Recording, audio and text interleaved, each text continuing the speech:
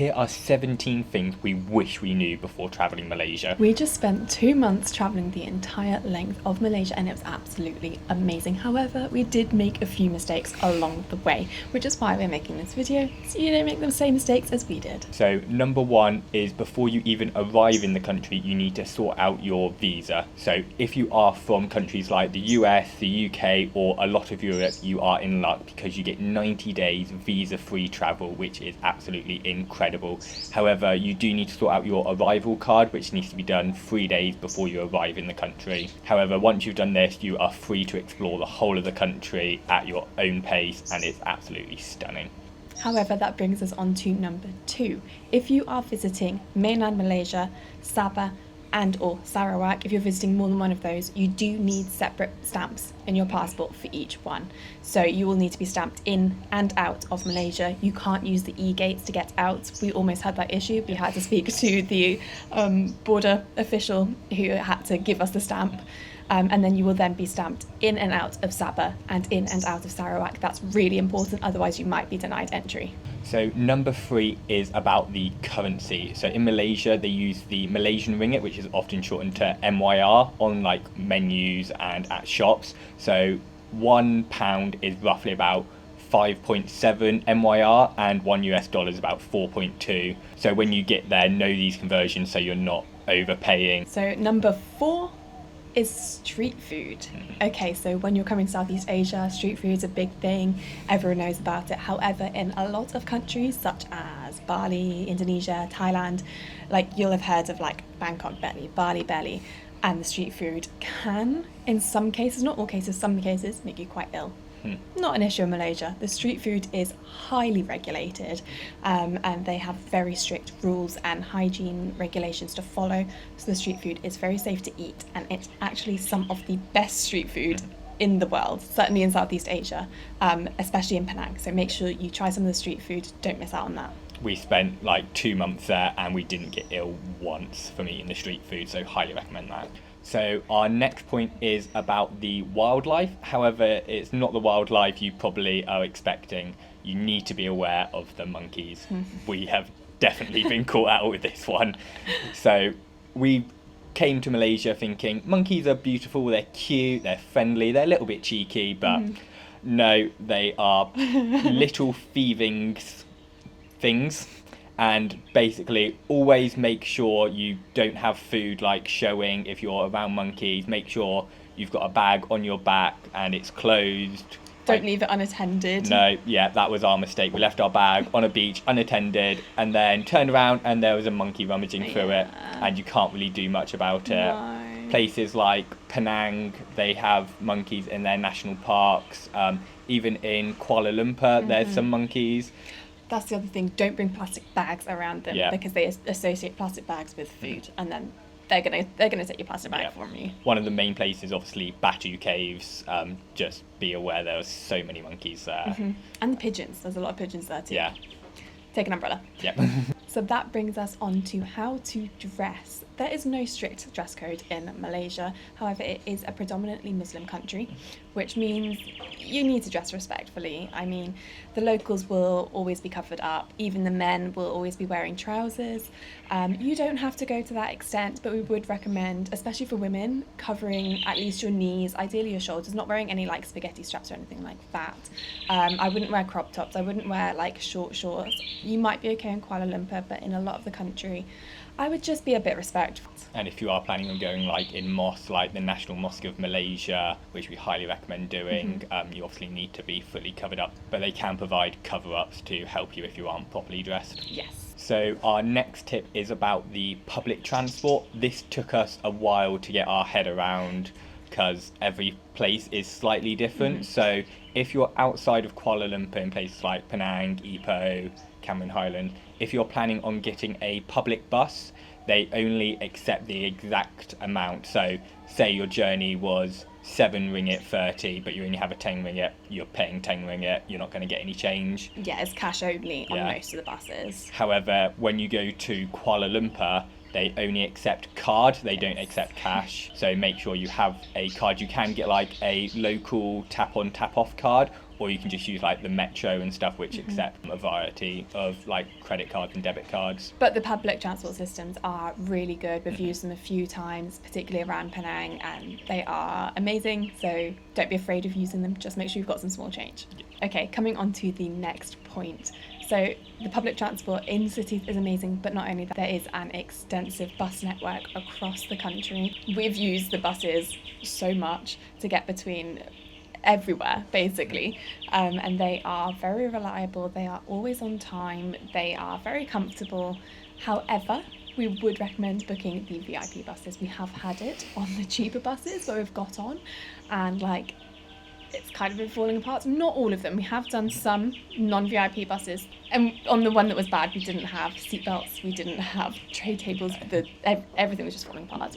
But yeah, I wouldn't recommend that. So if you get it for the VIP buses, they're going to have seatbelts, they're going to have, you know, way more space, way more comfort.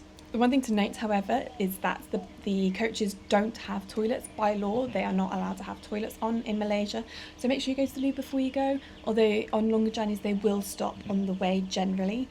And we have heard that if you do need the loo, just go talk to the driver, and they're normally more than happy to pull over whenever they can for you. If you are planning on booking like any bus or like coach journey, we recommend using 12 Go Asia, because it's great. It's got everything you need from like intercity buses anywhere in the country, and it shows you different times and different like VIP to executive, so highly recommend booking on there. We'll leave the link for that below as well, so you can check that out. So linking to the transport, you can actually walk a lot of Malaysia. So if you are in the city such as Penang, Ipoh, even Malacca, you can basically walk everywhere you need to go. In Kuala Lumpur, it's a bit more tricky where it's such a big city. Do expect to use like the metro system and things like that, but you can walk, but we highly recommend walking. It just gives you a whole new perspective, and it's a lot cheaper. However, if you do find there's a bit of a longer distance and there's no public transport, or you just want the convenience, Grab is a really great way to get around. It is so cheap in Malaysia. You can get a Grab car for, you know, just a few ringgit between places. It's a great way to get from the airport to train stations, wherever you need to be. We've used Grab a lot in Malaysia and highly recommend it. So the next section is about where to visit in Malaysia. For some reason, a lot of people just go to Kuala Lumpur and skip out on basically the entire rest of the country, which we think is definitely a bad idea. You're missing out if you do. Yeah. Kuala Lumpur definitely has a lot, like the Petronas Towers, and go to the Batu Caves and stuff, but the real beauty is outside of the city. There is so many incredible places that you need to visit. Okay, so let's talk about where you should go. So the best city for food has to be Georgetown, Penang. There is so much street food. It's like a whole melting pot of different cultures. So there's like insanely good Indian food. You've obviously got the Malaysian food. It's got so many different food stalls that are actually in the Michelin guides, like Penang famous samosa, Penang famous laksa. If you search on Google Penang famous street food, it's going to come up with a whole list that you need to try. So that's definitely where you need to go for foodies. Our next one is where to go for nature. So Malaysia actually has a surprising amount of beautiful natural places. You've got like all of the East Coast. However, we would recommend visiting the Cameron Highlands, which is absolutely stunning. There's so many different tea plantations, rolling fields. It is absolutely beautiful. We recommend visiting the Cameron Valley tea plantation over the Bow tea plantation, just because you're able to go in the tea plantations, have a walk around, and definitely check out the tea houses, because they do incredible teas that are freshly picked there. Yes. Okay, so best place for history. If you're a history lover, make sure you go to Malacca. It is the oldest place in Malaysia. It's got the oldest church in Southeast Asia. It's literally just brimming with history, and it's very beautiful as well, so check that one out. And then a separate point, but also a similar point, there is street art everywhere in Malaysia. Literally every single city you go to, you'll be blown away by the bright, vibrant street art. Famous places for this are places like Penang, Georgetown, and Ipoh, where there's loads of like interactive street art. However, even if you go to places like Kuala Lumpur, you will still find incredible street art. Our next tip is one I feel very strongly about. Don't just visit mainland Malaysia, Peninsular Malaysia. Malaysia actually has, part of it is on the peninsula between Thailand and Singapore, and then part of it is Borneo, Malaysian Borneo, which is where Sabah and Sarawak are, which we discussed earlier about needing the stamps. And that is where you're going to find the most insane wildlife. It's so amazing, like you cannot miss it. And it's just a completely different vibe to mainland Malaysia. Obviously you've got the wildlife, but you've also got beautiful coastlines, rivers, like hikes, national parks. The people are so friendly, the food is so good and completely different to Peninsular Malaysia. Like, you have to go to Borneo. Speaking of Borneo and like what you expect there, Malaysia has a surprising amount of insane wildlife. Yeah.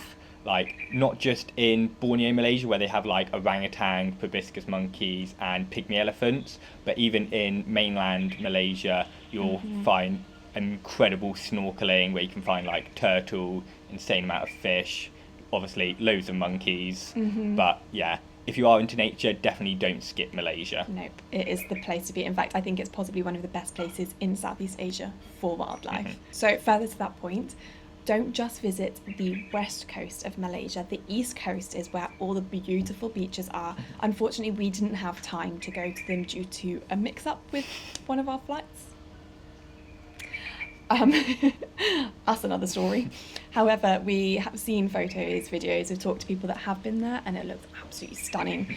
So check that out. Places you can go are like the Perhentian Islands and Tioman Island, which are meant to have just the most insane beaches. Another thing to note that, like, honestly, I wish someone had told me this before we went to Malaysia, because it would have saved us so much time and discomfort: the mosquito repellent.